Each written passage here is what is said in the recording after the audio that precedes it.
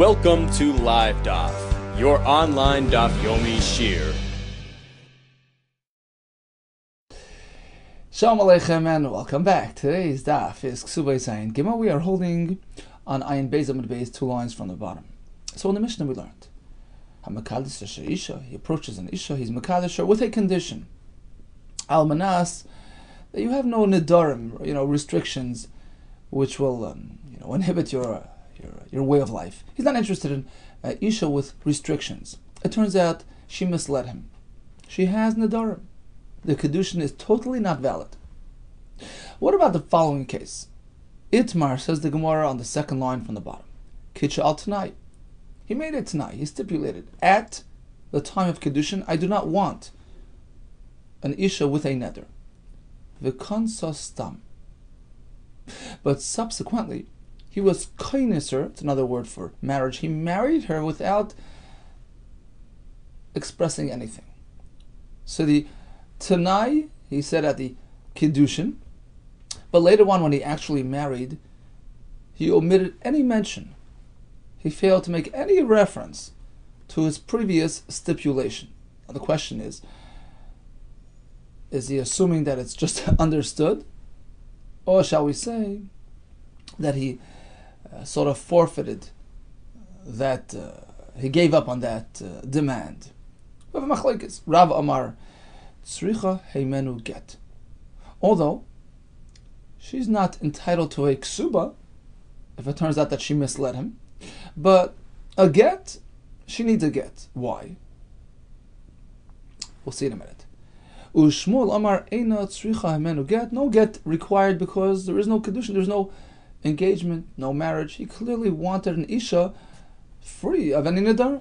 Amar Rabbi. Let me explain the machlokes. Lo yitema tami, the Rav. Don't think for a second that according to Rav, the reason why she is considered married to him and therefore requires a get upon divorce, don't think kivan shekonsa stam, since he married her without stipulation, achuli l'tnoi, by doing so he sort of forgave her on that tonight. He sort of gave up on that demand, in which case she's now fully married to him, and in which case if they separate he has to give a get and a ksuba. No, that is not the reason for Rav's halacha. Elotaima the Rav. You know why Rav says a get is required, and only a get, not ksuba. He's totally exempt from any ksuba payouts, but a get he has to give lefi sheina adam. We assume a person does not want to interact physically with an isha in a znus, inappropriate type of setting. The fact that he proceeded and married and interacted with her as married indicates that he is sort of willing to have that experience be considered a kedushin. We know that bia is a form of kedushin. So in any case, I'm making this as a kedushin because otherwise it would be considered, just extramarital type of experience, which he doesn't want to do. Nobody wants to be involved in znus. So in the back of his mind, he's thinking, look, even if it turns out that she misled me, she's full of, she's loaded with nidarim, and I don't really want her as a wife, but at least for the time being, let this interaction constitute a kedushin, in which case she's my wife, in which case she needs a get upon divorce. But no ksuba, because she misled me from the get-go. Whereas Shmuel does not reckon with that notion. The fact is, he made a tanai, and he proceeded with marriage, assuming she is committed to her words, to her a deal. She misled him. Okay, no kedushin. Asks the Gemara, but this very discussion between Rav and Shmuel has already been discussed elsewhere, and why the repetition? Hapligi b'chadazimna, they have discussed this elsewhere, the Itmar. Ketana shaloi miyana. So you have an orphan, a girl whose father passed away, and she's still a ketana. She marries. It's considered midrabanan, a nesuin, which allows for miyun. She can just reject, walk away from the husband. She didn't. She chose to stay on with him. Ketana shaloi miyana v'igdila, and now she became an adult. After which her husband interacts with her as married. Now she turns around, walks away from this man, and marries somebody else. Rav Amar Ein Tzricha Get Misheni. According to Rav, marriage number 2 is totally invalid. You know why? Because the first husband, Reuven, although when she was still a Ketana, in that Ketana stage of her life, her marriage to Reuven was only considered a marriage midrabanan.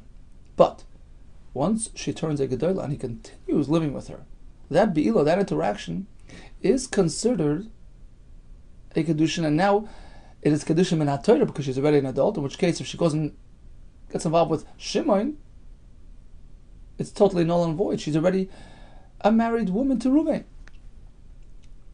Ein tzricha get misheni. There's no need for Shimon to give a get. U'shmuel ama tzricha get misheni. She needs a get from Shimon. Why? Because although Reuven, the first husband, stayed on with her after she became a Gedola and interacted with her as married, it doesn't matter because, as Rashi says, Kol haboyel al das kedushin harishonim boyel. When there's a kedushin midrabanan, then there are subsequent interactions. The assumption is that it's sort of building on the previously laid foundation. Since the foundation was only midrabanan, the subsequent experiences are based on that, relate to that, identify with that, and will not create a new relationship, will not create a new kinyan min haTorah. So bottom line is that she's only married to Reuven midrabanan. Now that she turned around and went to Shimon, his marriage is min haTorah. She wants to leave, a get is required. So this discussion between Rav and Shmuel is really a mirror discussion of their discussion in now sugya. Same idea. The foundation was sort of faulty. She came into the kedushin with a tanai and against his wishes. So the question is whether the subsequent interaction later on, the be'ilah, is that considered a new experience which creates a new kinyan, or is it still relating to the kedushin, in which case it's null and void?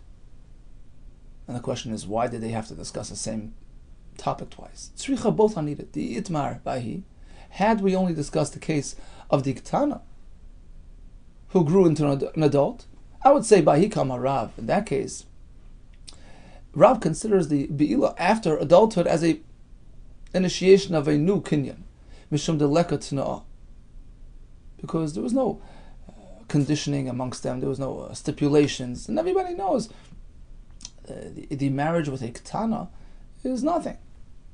There's no kinyan min haTorah. And therefore, when he is boil her after she becomes an adult, it's a new experience, a new kiddush. Aval bahad ikatno, but in our sugi where he stipulated, he made a tanai, I don't want you if you have a neder. So what is he thinking? The fact that she's coming along with me and she's marrying me, isn't that the biggest indication that she has no neder? Otherwise, she wouldn't just mislead me like this. She wouldn't betray my trust. So he's not thinking along those terms, along those lines, that she really has a t'nai and a neder, and therefore the be'ilah now has to start things anew.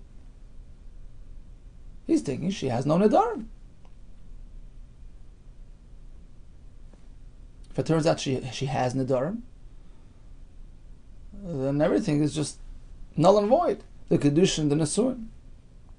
So in this case, I would think maybe Rav would agree to Shmuel that it's null and void. But in our case, he clearly stipulated a tonight. I don't want a kedushin if there's a neder. And she proceeds and she gets involved with him. Perhaps Rav would agree to Shmuel that it's worthless. That's why we have to have our discussion. No, even in this case, Rav maintains the fact is a person is unwilling. He tries to avoid the be'ilas znus. So the physical interaction post-marriage is considered like a new kedushin, despite the fact that she misled him. Had we only discussed our sugya, our halacha with the neder, b'hakam or Shmuel, I would say, well, in this case, sure. Shmuel says it's worthless because he was relying on the clearly stipulated condition that tonight you must be without a neder. So anything that follows relates to that original tonight. Aval bahach, but in the case of the Ketana, perhaps there is different. Ema, moidi le Rav, he would agree to Rav that the fact that he stayed on with her after she became a Gdola turns it into a new relationship, which makes it a marriage min haTorah. Tzricha, so both discussions are needed. In both cases, Rav maintains it triggers a new relationship according to Shmuel. It's all a continuation of the original, which makes it a non-starter. Okay, now we're going to have a kasha on Shmuel from our Mishnah. Tanan, Mishnah says. So we had case number 1 in the Mishnah. He made a kiddushin, almanas, on condition that you have no neder. It turns out she has a neder, no kiddushin. In the next case we have konso stam. Upon marriage, nothing was discussed. V'nimtzu ala nedarim, it turns out she has a neder. Teitzei shla b'ksuba. She leaves the marriage. She's not entitled to the ksuba. Ksuba d'loi baya. Okay, a ksuba doesn't apply hagita baya, but a get is needed. Apparently she's considered his wife. My love, shall we not assume? What is the case that we're speaking about? Kitcha al Tanai. Sure, at the point of Kiddushin, he conditioned, I don't want you to come along loaded with Nedarim, right? But upon marriage, he failed to discuss it. He omitted any mention of his previously laid out condition. And what does the Mishnah say? She's considered married. But to Yufta de Shmuel, this is going to be a kasha on Shmuel. It's right to Rav that a person doesn't want Bilas Nos, it's considered a new Kiddushin. Answers the Gemara, Loi. You don't have to learn the Mishnah that way. Kitcha stam v'kansa stam. Case number 2 of the Mishnah that we just referenced is speaking that there was no Tanai at the point of Kiddushin. He was Mekadesh without any stipulation. He married without any stipulation. In this case, sure, she's considered married, she needs a get. So you'll ask a question, why can't she be entitled to the ksuba as well? He didn't tell her anything about Nedarim, and the Gemara later will talk about.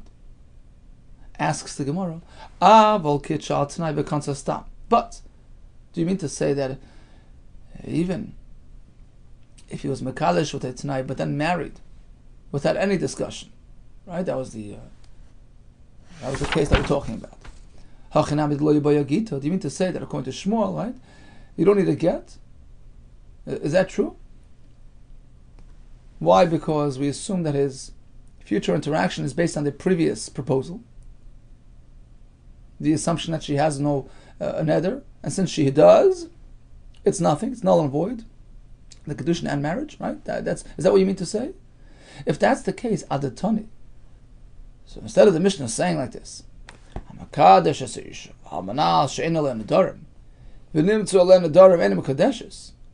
was case number 1 in the Mishnah? He approaches an Isha. I'm doing Kiddushin on condition that there are no Nedarim. Turns out she misled him. What's the halacha? No Kiddushin. Which is really a fairly simple and obvious halacha. He made it tonight, which was not fulfilled. According to Shmuel, the Mishnah should have cited a greater chiddush, an example that expresses a greater novelty. Listening, the Mishnah should have said like this: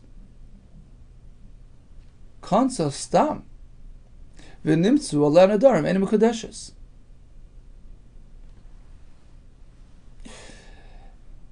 He made a kiddushin with a tonight. I don't want nedarim. And then he married her without any mention of that tonight. And it turns out she has nedarim. Here's a chiddush. Even in this case, we made no reference upon marriage. Still, we assume it's based on the mindset which was presented at the time of Kiddushin, and therefore Eina Mekudeshes. V'kol ha. It should have said this case, and of course, it would be self-evident and obvious that if he is Mekadesh with a Tanai of no Nedarim, and it turns out she has Nedarim, then of course it's not Mekudeshes. That's a more simple and obvious halacha. The Mishnah should have cited a greater chiddush, if it is indeed so in accordance with Shmuel's Shita. Right? We usually look for the greater Chiddush. Answers the Gemara, you're right, that's exactly what the Mishnah is talking about. Let's relearn the Mishnah accordingly. That's exactly what the Mishnah means to say. We start with a case of a Makadesh Isha al Manas She'ena Le Nadarim. Right? He stipulated at the point of Kedushin, I don't want Nadarim. And then when the Mishnah says she was found to have Nadarim, it means when? After marriage. Even if it was only discovered after marriage, V'konso Stam, he married her without any discussion. V'nimtzo le'nadarim, it turns out she has Nadarim, Enim Kodeshes, it doesn't work, and that is Shmuel's Chiddush. That's case number 1 of the Mishnah.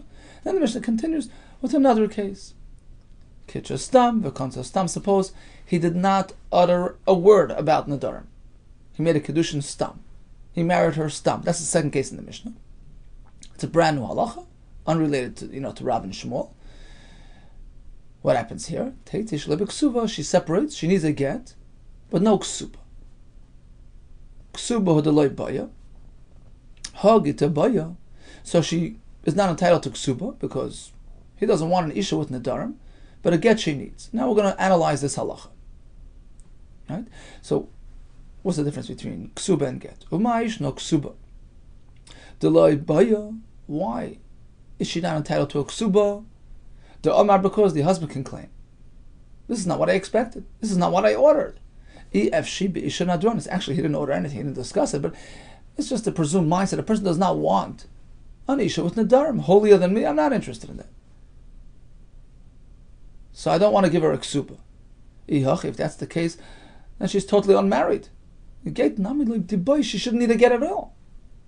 Why you split between the? Why are you making this split? Get she needs, she's considered married, but a ksuba not.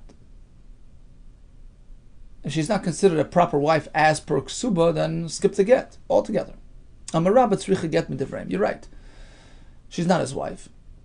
The assumption is a person does not want an isha with nadarim, but we still give her a get because it appears that she was married. We don't want it to give the impression that you have a married woman just walking off. V'chein Amar of Chizda tzricha get midivrayim. The get is only midrabanan. Rava Amar, I'll give you another approach. Tano safuki masapkale. Our Tana has some sort of suffix here, how to deal with it. We're not sure if she's really, really unmarried or perhaps even an isha with a neder is entitled to get married, right? So it's not necessarily a non-starter. And therefore, gabi mamoina lekula, gabi isur lechurma. When it comes to isur issues, like letting her go without a get, you have to be machmer.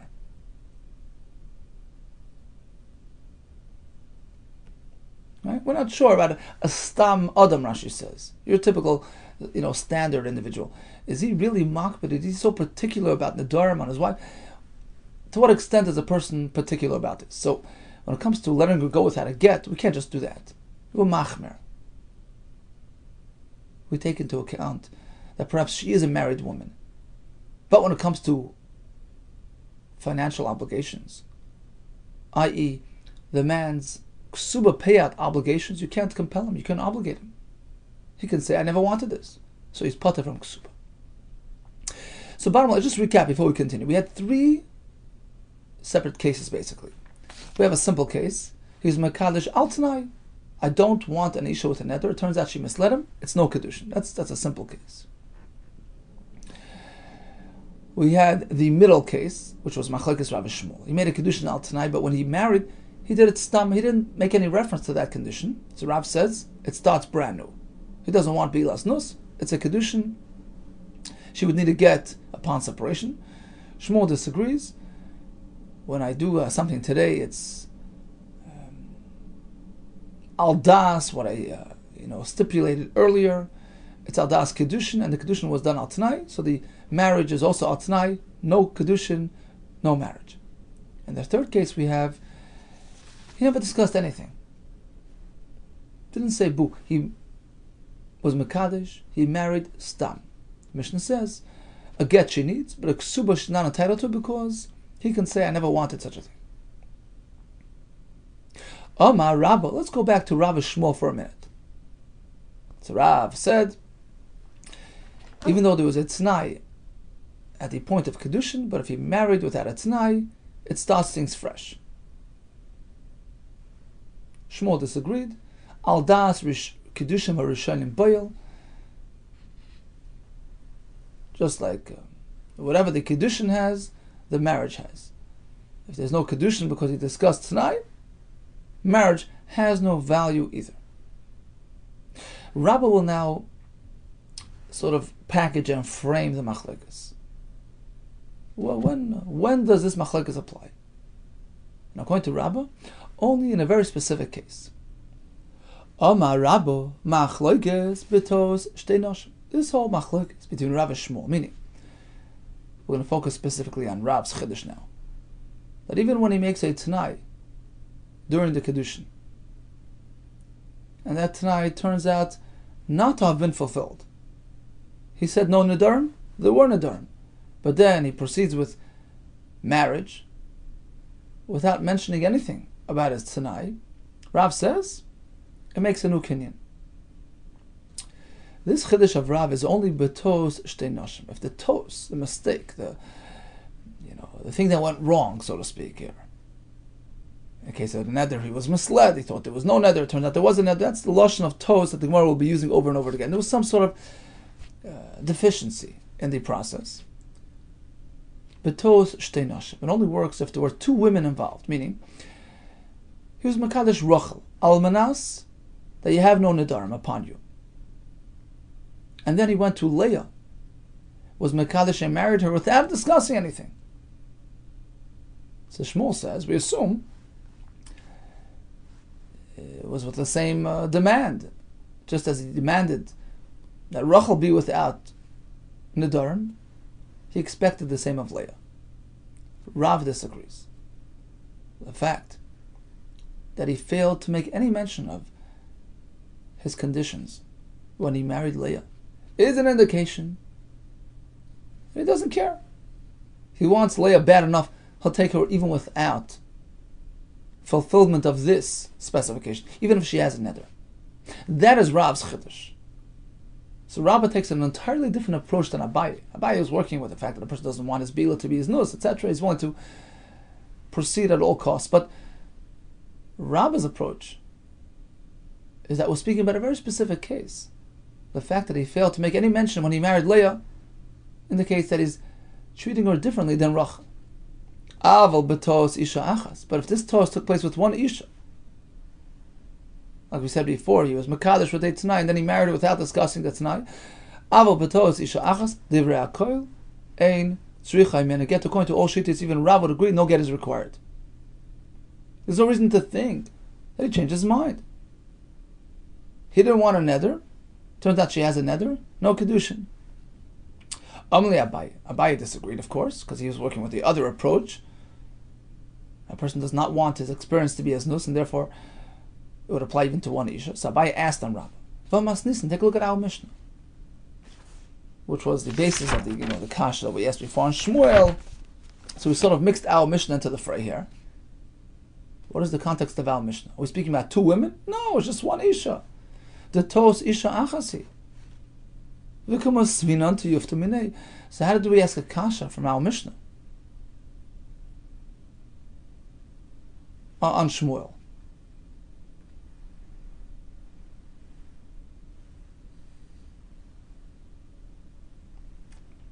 Right? So apparently, the very fact that we asked a kasha from our Mishnah indicates that even by one isha, the same halacha would apply. Right? The Bnei Yeshiva assumed so. The very fact that they used our Mishnah as a kasha indicates that the prevailing mindset in the yeshiva, the Gemara that they had the yeshiva there, so they assume that it makes no difference if it's one isha or two nashim. How can you Rabbah, take it for granted, be so sure of yourself that by one isha it wouldn't apply? Eloi itmar, rather, if we learned Rabbah, it was as follows: Amar Rabbah machlekes betos isha achas ke'en shtei nashim. When do we say that according to Rav, he needs a get She needs a get. That's only when the tos took place in a way that it's reminiscent of a double relationship, of a double experience. Sure, there was only one Isha involved, but there was a two-phase process, as though there were two Nashim involved. Rashi explains like this. He was Mekadesh Rachel al Tanai. Kedushin only works if there is no neder. He divorced her, right then and there.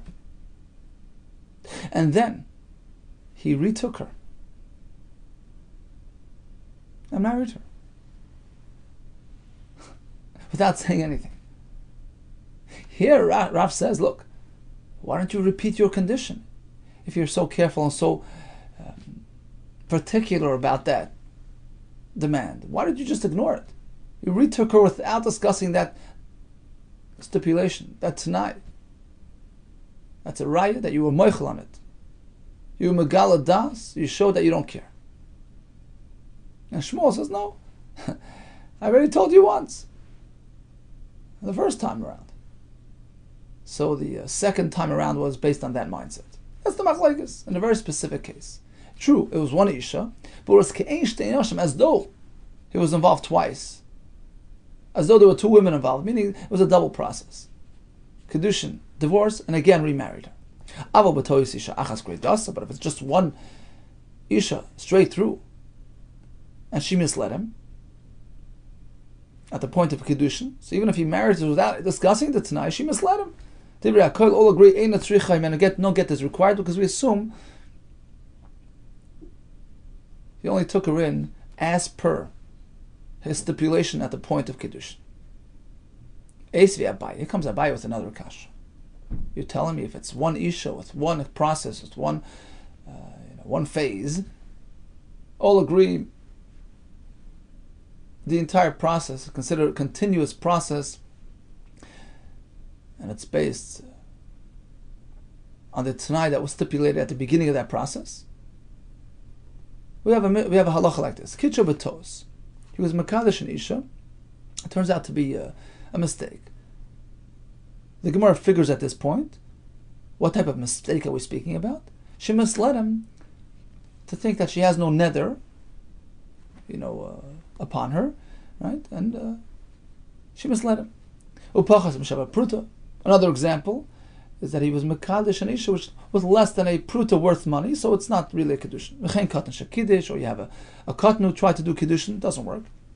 In all these cases, afal pisha shalach sevloinos were the gifts that the chassan would send the kala. He sent many gifts after the Kedushin, lachem mekan, inim kadesh, doesn't work.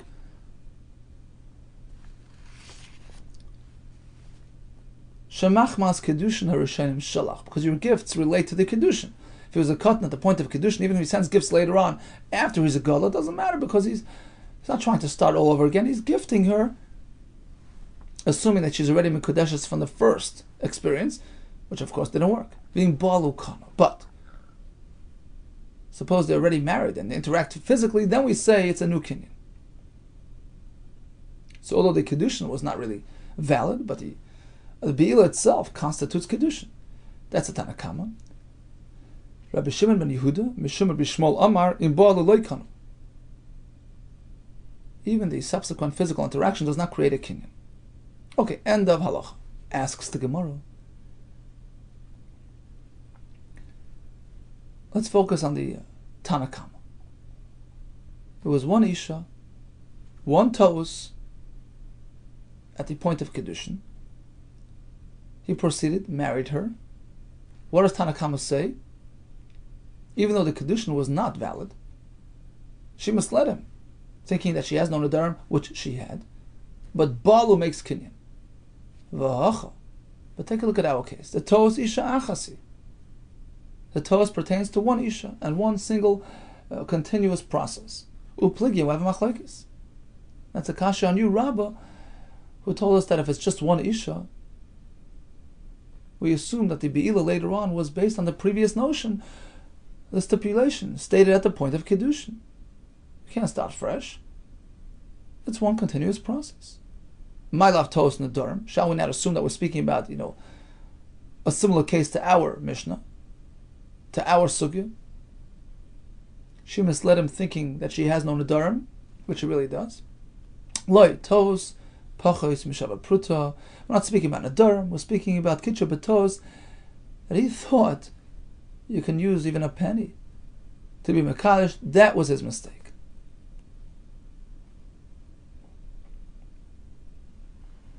Oh, now why is that different than Nadarim? We'll explain in a minute.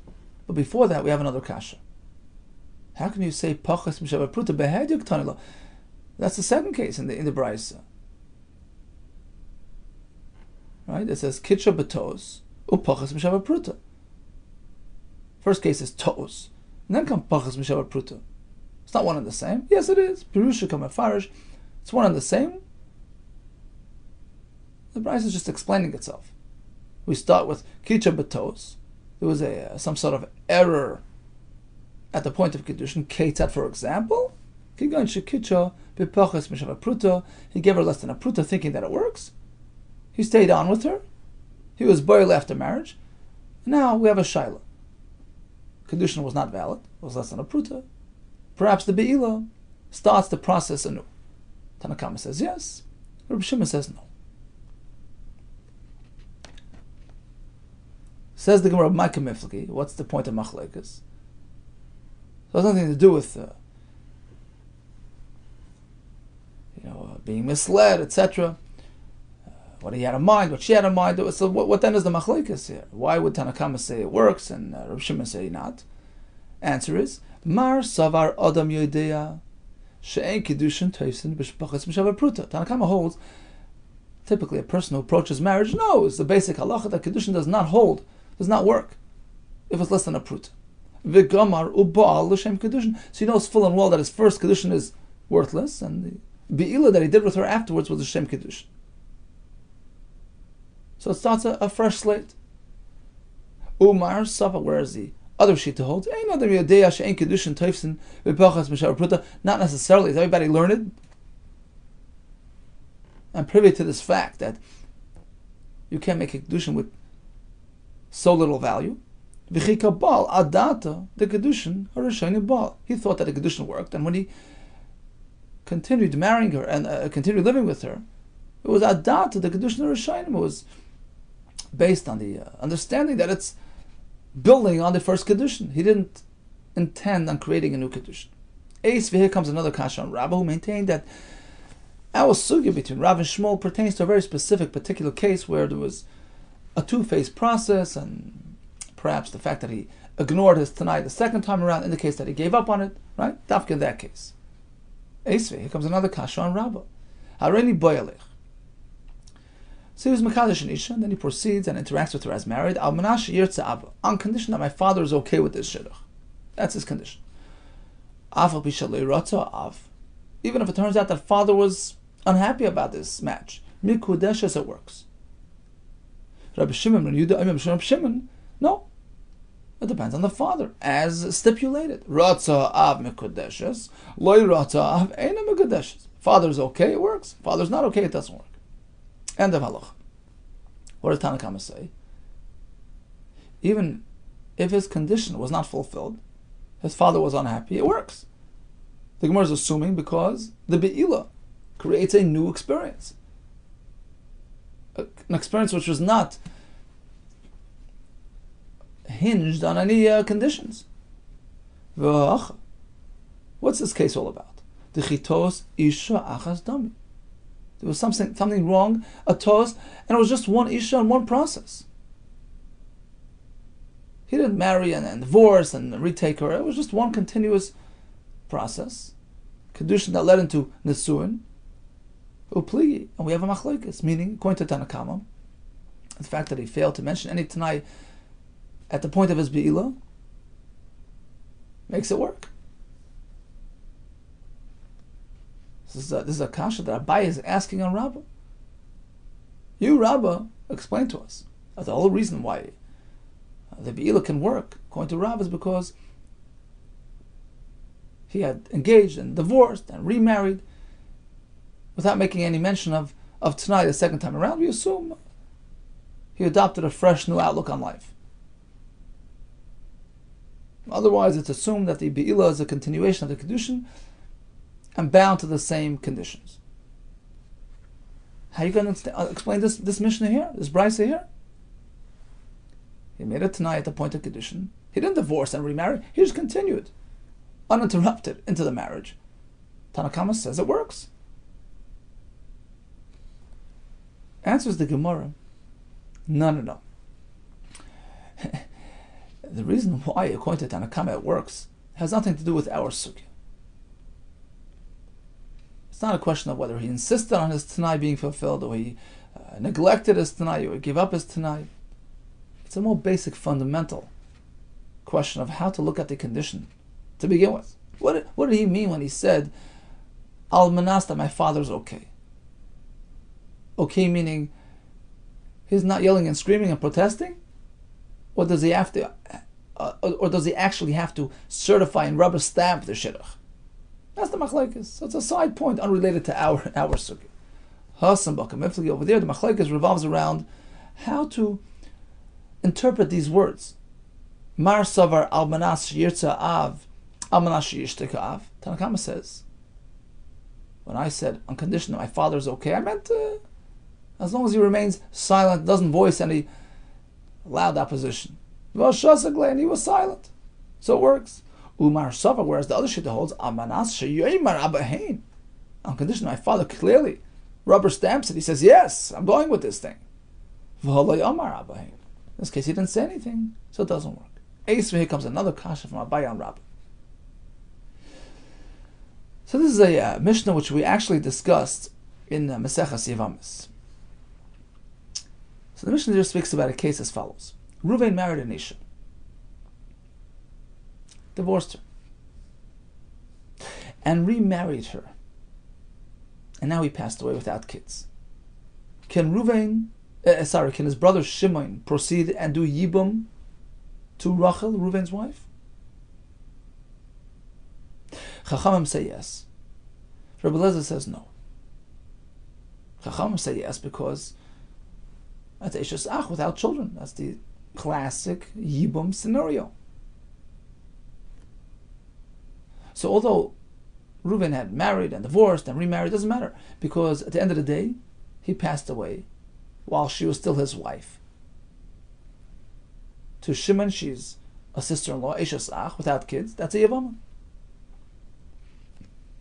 Rabbi Yehuda says, no, you cannot do Yibum. Why? Because we're concerned. There's a Gzera.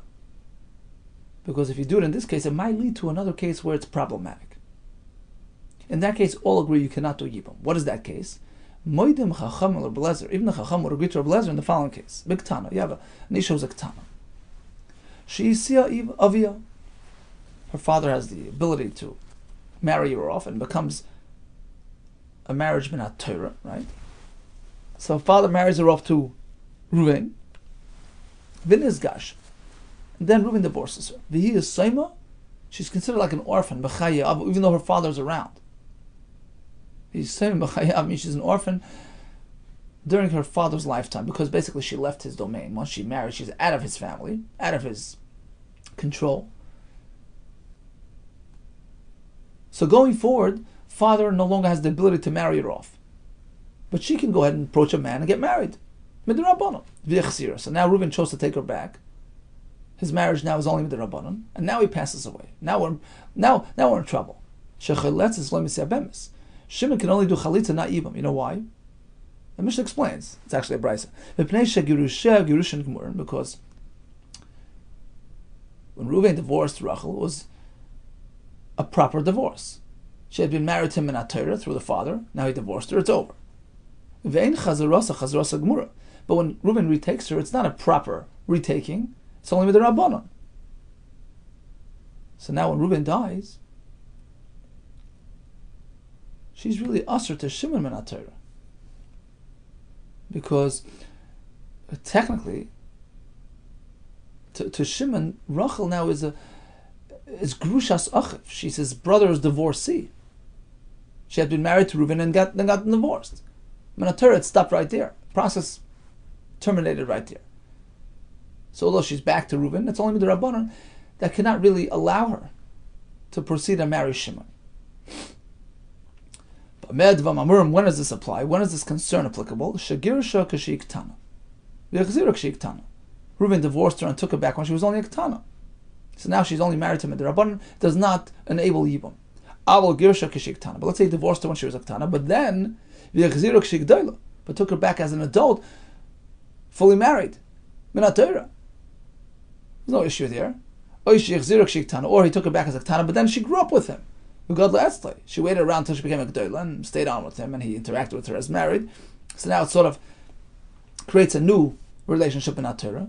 Umeisa. Now when Reuven dies, now she's a full-fledged Yivama. She can go for Chalitza or for Yibam. Mishum Rabbi Lezer Amru, but the following was said in the name of Rabbi Lezer. Chaletzes, v'loi Mesiya Bemes. No, we cannot have Yibam, only Chalitza.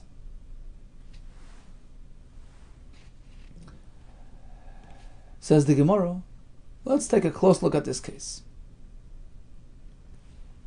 She was with him as a ketana, then they grew up together. He was boiler after she became a G'dayla.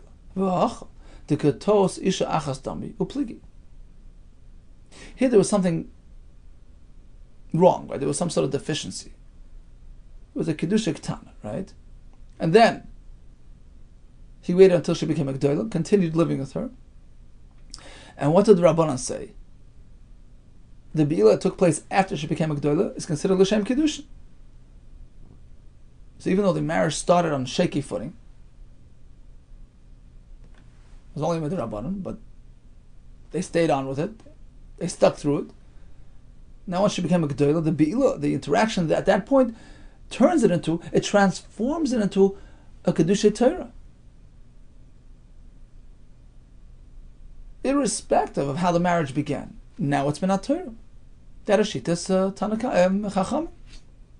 And therefore, when he passes away, she's a regular Eshes Ach. She's married to Reuven ben Torah, and she can go over to Shimon as a Yavama.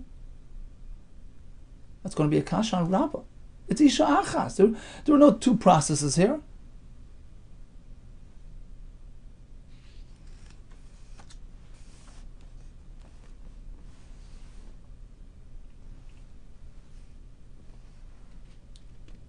Right? It's not like he made a condition. The first time around, divorced her, took her back without a condition. So, Rabbi says, that's Rav's Shita. He didn't make any he didn't talk about it the second time. We assume he gave up on it. That doesn't apply here. Right? The second time he was with her, he started as a Ketana. Right? He started as a Ketana. And then waited until she became a G'dayla and continued living with her. It's not a question of giving up and forfeiting, conditions and stipulations and giving up on particularities. It's a totally different context here. It's one continuous experience going from Ketana to G'dayla, and we say the Be'ila after she becomes a G'dayla counts as a Kedushin Torah. And the Gemara is assuming the same thing with a case of Nadarim. He was Mekadosh her with the mindset that she has no Nadarim, but then he continued living with her without saying anything. We assume it just counts afresh. It starts a fresh new slate. It's a brand new marriage, brand new kedushin, without any stipulations, without any tanoim. Answers the Gemara no. Hasam nami b'hakam miflagi. I'll explain to you the machlokes between Rabbi Lezer and the Rabbanan. And we'll see that it has no connection to our sugya of Nidara. Mar savar adam yadeya she'en kedusha ktana klum.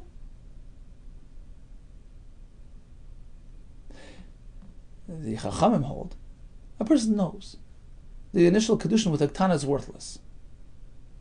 Minat it's worthless. V'gamar ubal l'shem kedushin. When he continues, when he stays on with her, and interacts with her physically, he knows we're starting fresh. L'shem kedushin minat Torah. So she's considered a full-fledged wife, and therefore, upon his passing, she's a yivama to the brother.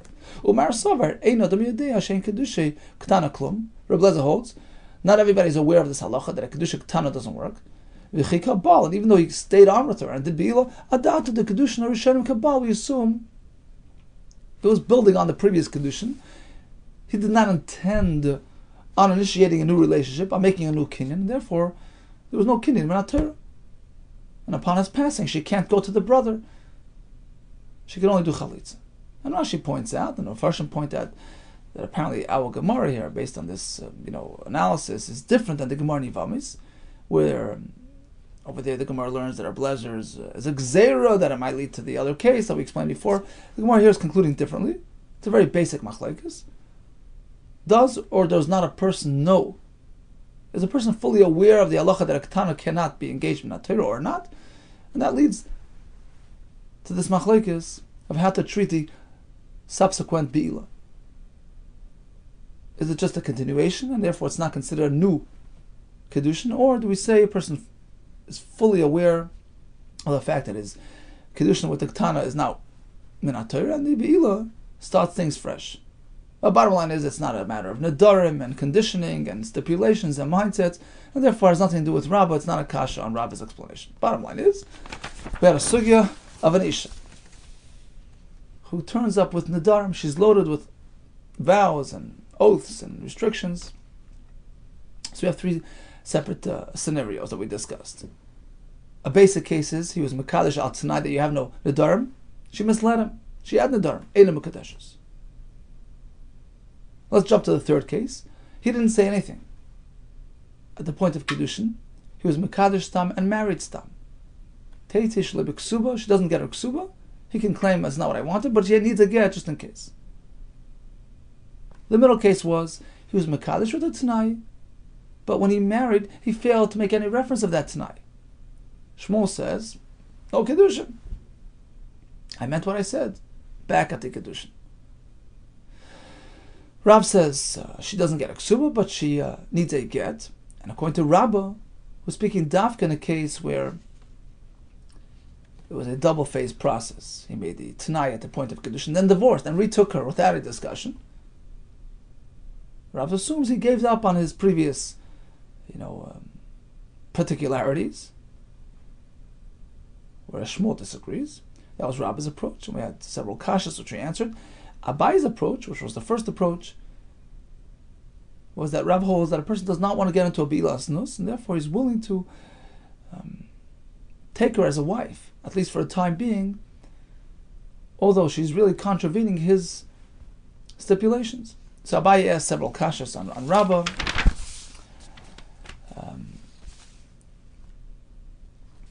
Right, Abai was the one who learned that it's a question of bilas nus or not bilas nus, and he asked several kashas, and the Gemara answered all the kashas. We discussed the case where he did the kedushin with less than a pruta. We discussed the case where he did it al menash yirtza av. We discussed the case where he was mekadesh ketana and then continued living with her. In all cases, we explained that there's a machlekes of how to deal with the subsequent marriage that followed. These types of kedushin, shall we say it's a valid marriage or not? At the end of the day, we had all the kashas on Rabbah answered. All the best to you and Hatzlacha Rabbah.